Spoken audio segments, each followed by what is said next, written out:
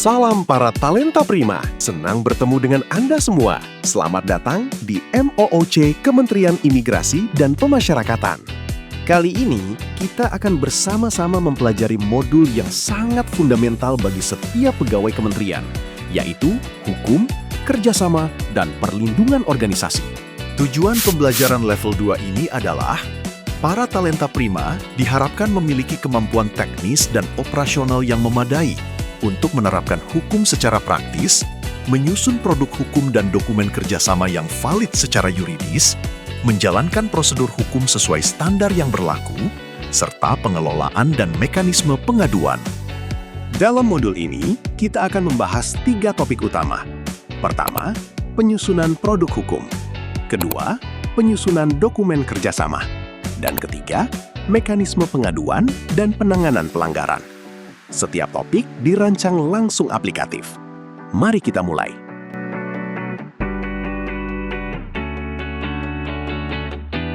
Agar kita bisa menyusun produk hukum yang valid, kita harus memahami fondasi terlebih dahulu, hierarki peraturan perundang-undangan.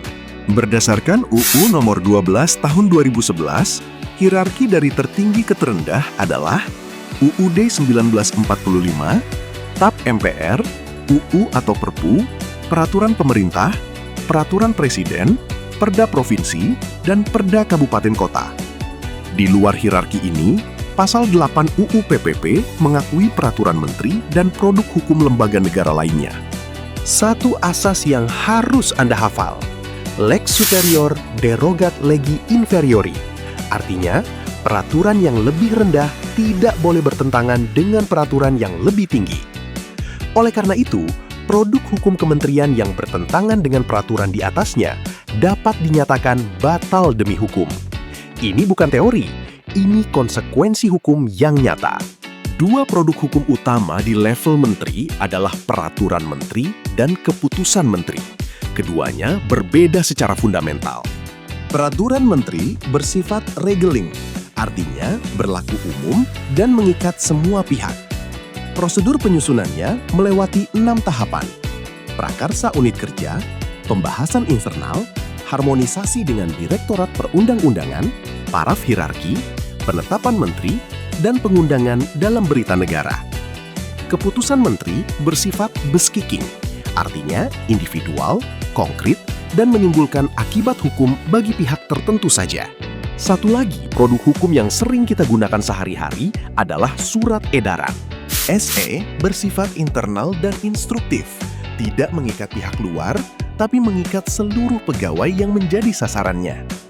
SE sering digunakan untuk menyampaikan petunjuk, arahan, atau klarifikasi atas regulasi yang sudah ada. Nah, dalam menyusun produk hukum apapun, ada 4 prinsip legal drafting yang wajib Anda kuasai. Pertama, kepastian. Setiap kata harus memiliki makna tunggal. Dalam artian, hindari kata ambigu tanpa definisi. Kedua, kejelasan. Kalimat harus sederhana dan langsung. Jangan gunakan kalimat hukum yang bertele-tele, sebab rawan multitafsir. Ketiga, konsistensi. Gunakan istilah yang sama untuk hal yang sama di seluruh dokumen. Inkonsistensi bisa memicu sengketa interpretasi. Dan keempat, kelengkapan. Yang artinya, atur semua skenario yang mungkin. Jangan biarkan ada celah atau loophole yang bisa dieksploitasi. 4 prinsip ini adalah toolkit dasar Anda sebagai drafter produk hukum yang baik. Di bagian 2, kita akan bicara tentang dokumen kerjasama. Ada 2 instrumen utama, MOU dan perjanjian kerjasama. MOU bersifat deklaratif. MOU hanya menyatakan kehendak bersama dengan kekuatan moral dan politis, namun belum mengikat secara hukum. PKS lebih kuat sebab mengikat secara yuridis dan mengatur hak serta kewajiban secara rinci.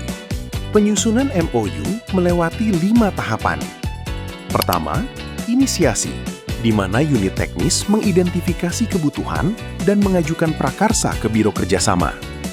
Kedua, penyusunan draft berdasarkan template yang berlaku. Ketiga, konsultasi internal yang mereview dari aspek hukum. program dan keuangan. Keempat, negosiasi. Tahap paling rawan sebab terdapat pertukaran draft dan pembahasan klausul yang belum disepakati. Dan kelima, penandatanganan resmi setelah paraf hierarki lengkap. Salah satu keterampilan terpenting bagi staf operasional adalah kemampuan mengidentifikasi klausul berisiko dalam draft perjanjian. Ada 5 klausul yang wajib Anda waspadai. Pertama, klausul pembatasan kewenangan. Kehadiran klausul ini berpotensi membatasi hak kementerian membatalkan perjanjian secara sepihak. Kedua, force majeure yang sempit. Definisi yang terlalu sempit berpotensi tidak mencakup situasi keadaan memaksa yang lazim terjadi di Indonesia. Ketiga, ganti rugi tidak proporsional, yang mewajibkan kementerian membayar ganti rugi tanpa batas yang wajar. Keempat, pilihan hukum asing, yang menetapkan hukum asing sebagai dasar penyelesaian sengketa. Dan kelima, klausul kerahasiaan berlebihan, yang mengharuskan merahasiakan informasi yang sebenarnya tunduk pada UU Keterbukaan Informasi Publik.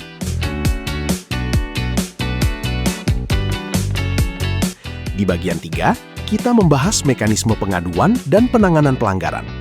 Sistem whistleblowing internal adalah jalur formal dan terlindungi bagi pegawai untuk melaporkan dugaan pelanggaran. Sistem yang efektif harus memenuhi 4 standar. Aksesibilitas, yaitu mudah diakses semua pegawai. Kerahasiaan, yaitu identitas pelapor terjaga. Perlindungan, yaitu bebas dari pembalasan. Dan akuntabilitas, yaitu laporan pasti ditindaklanjuti. Selain pengaduan internal, kementerian juga wajib mengelola pengaduan dari masyarakat. Berdasarkan UU Nomor 25 Tahun 2009 tentang Pelayanan Publik, ada 6 tahapan siklus yang harus diikuti. Tahap 1, penerimaan. Pengaduan bisa masuk melalui kotak saran, portal online, aplikasi mobile, surat, atau tatap muka langsung. Tahap 2, pencatatan dan klasifikasi. Catat dalam register, klasifikasikan berdasarkan jenis dan urgensi. Tahap 3, verifikasi. Pastikan informasi lengkap, hubungi pengadu jika diperlukan.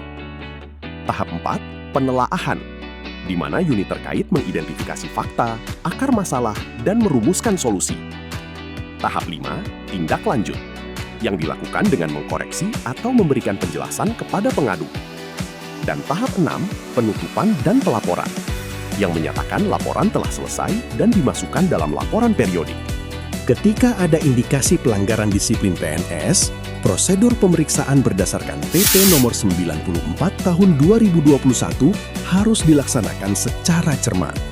Perlu saya tekankan, pelanggaran prosedur pemeriksaan bukan hanya pelanggaran substansinya, dapat mengakibatkan gugatan hukum dari PNS yang diperiksa. Dan itu bisa berujung pada pembatalan sanksi yang sudah dijatuhkan oleh Pengadilan Tata Usaha Negara. Talenta Prima, kita telah menyelesaikan seluruh materi HKPO level 2 hari ini. Ada satu pesan yang ingin saya titipkan. Kompetensi operasional Anda bukan hanya aset pribadi. Ini adalah perlindungan nyata bagi institusi tempat kita mengabdi. Baik Talenta Prima, demikian materi kita hari ini. Semoga bermanfaat dan kita semua senantiasa bangga melayani bangsa.